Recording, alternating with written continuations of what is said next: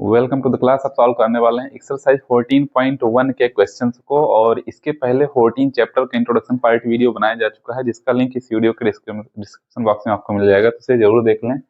Start करते हैं first number question को। तो फिल इन द ब्लैंक्स है फर्स्ट क्वेश्चन में। तो probability of an event E plus probability of event not E equals to 1 होता है, क्योंकि इंट्रोडक्शन पार्ट वीडियो में आपको बताया गया है, क्या बताया गया है, नॉट ई दोनों का सम क्या होता है, 1 होता है। सेकंड है the probability of an event, ऐसे इवेंट की प्रोबेबिलिटी जो दैट कैन नॉट हैपन, जो हो नहीं सकता, तो उसकी प्रोबेबिलिटी क्या हो जाएगी, 0 हो जाएगी। और ऐसे इवेंट को क्या बोलेंगे, ऐसे इवेंट को क्या बोलेंगे, इम्पॉसिबल इवेंट। ऐसे इवेंट को क्या बोला जाता है, इम्पॉसिबल इवेंट बोला जाता है। क्यों? जैसे जैसे एक डाई को आपने थ्रो किया, रोल किया, और पूछा जाए कि 7 आने की प्रोबेबिलिटी क्या होगी, तो 1 to 6 तक उसमें ऑप्शन ही है, 7 के ऑप्शन ही नहीं है, तो 7 आने की प्रोबेबिलिटी 0 हो जाएगी। तो ऐसा इवेंट जो नहीं हो सकता है उसकी प्रोबेबिलिटी 0 होगी। थर्ड क्वेश्चन है the probability of an event that is certain to happen is 1।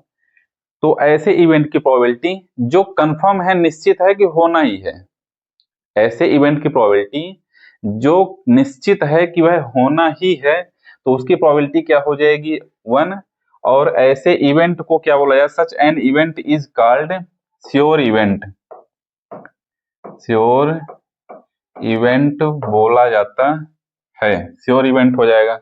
The sum of the, fourth number है, the sum of the probability of all the elementary events of an experiment is, एक ही experiment में जितनी भी probabilities हैं उन सभी का सम 1 होता है। एक ही एक्सपेरिमेंट में जितनी भी प्रोबेबिलिटीज होती हैं उन सभी का सम 1 होता है। फिफ्थ नंबर क्वेश्चन है the probability of an event is greater than और equals to 0 and less than और इक्वल्स टू 1। जो हमारी प्रोबेबिलिटी होती है वह 0 और 1 के बीच में होती है, 0 और 1 के बीच में होती है। तो 0 के इक्वल हो सकती है, 1 के इक्वल हो सकती है, लेकिन 1 से ज्यादा या 0 से कम नहीं हो सकती है। तो इस तरह से फर्स्ट नंबर क्वेश्चन हो जाता है समाप्त। तो चलते हैं नेक्स्ट क्वेश्चन में, सेकंड नंबर क्वेश्चन को सॉल्व करते हैं। तो देखिए सेकंड क्वेश्चन क्या है, which of the following experiments have equally likely outcomes explain. तो हमें बताना है कि कौन से एक्सपेरिमेंट में इक्वली लाइकली आउटकम्स हैं या नॉट इक्वली लाइकली आउटकम्स हैं। तो फर्स्ट नंबर क्वेश्चन में देखते हैं, a driver attempts to start a car, the car starts और डज नॉट स्टार्ट्स। तो एक ड्राइवर है जो कार को स्टार्ट करने की कोशिश कर रहा है, तो कार स्टार्ट होगी या कार स्टार्ट नहीं होगी, दोनों की प्रोबेबिलिटी सेम है या नहीं है, यह बताना है। सेम है तो इक्वली लाइकली आउटकम्स होंगे, नहीं सेम है तो नॉट इक्वली लाइकली आउटकम्स होंगे। तो देखिए कार अगर सही कंडीशन में है तो मोस्ट ऑफ द केसेस में कार स्टार्ट हो जाएगी। वो अलग बात है कि अगर कार की कंडीशन खराब है, कार खराब है, तो वह स्टार्ट ही नहीं होगी। लेकिन यह नहीं बोला जा सकता है कि कार स्टार्ट होने की प्रोबेबिलिटी और कार स्टार्ट ना होने की प्रोबेबिलिटी दोनों सेम होगी, यह नहीं बोला जा सकता है। तो यहाँ पे लिखेंगे आंसर क्या लिखा जाएगा, नॉट इक्वली आउटकम्स, दोनों आउटकम्स इक्वल नहीं हो सकते हैं, क्योंकि कंडीशन अगर अच्छी है कार की तो मोस्ट ऑफ द केसेस में तो कार स्टार्ट हो जाएगी। यह नहीं बोला जा सकता है कि बराबर हो, दोनों की पॉसिबिलिटीज इक्वल है, यह नहीं बोला जा सकता है। Not equally outcomes because in most of the cases यहाँ पे मैं लिख देता हूं द कार कैन स्टार्ट।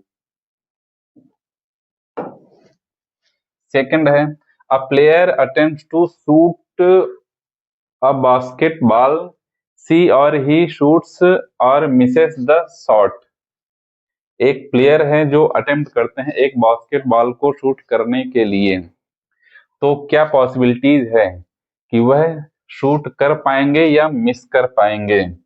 तो यह डिपेंड करता है प्लेयर की एबिलिटी पर। यदि अच्छा प्लेयर है तो मोस्ट ऑफ द केसेस में वह शूट कर लेगा, और अगर वह बिगिनर है तो वह मोस्ट ऑफ द केसेस में मिस करेगा। बट यह नहीं बोला जा सकता है कि 50-50 चांसेस हैं कि मिस करेगा या शूट करेगा। तो यहाँ पे सेम आंसर यहाँ पे भी लिखा जाएगा, नॉट इक्वली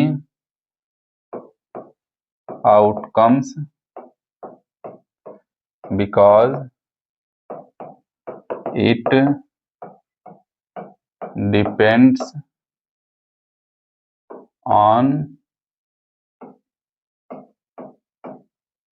प्लेयर्स, यहाँ पे लिख देता हूँ एबिलिटी, प्लेयर की एबिलिटी पर डिपेंड करता है। थर्ड क्वेश्चन क्या है, a trial is made to answer a true false question, the answer is right और रॉन्ग। तो कोई आंसर ट्रू और फॉल्स क्वेश्चंस को सॉल्व करना है, तो यदि रैंडमली उसे सॉल्व किया जाए तो इसमें बोला जा सकता है कि 50-50% चांसेस हैं कि वह ट्रू होगा या फॉल्स होगा। तो इसमें लिखा जाएगा it is equally likely outcomes. Fourth answer में क्या लिखेंगे, a baby is born, it is a boy और गर्ल।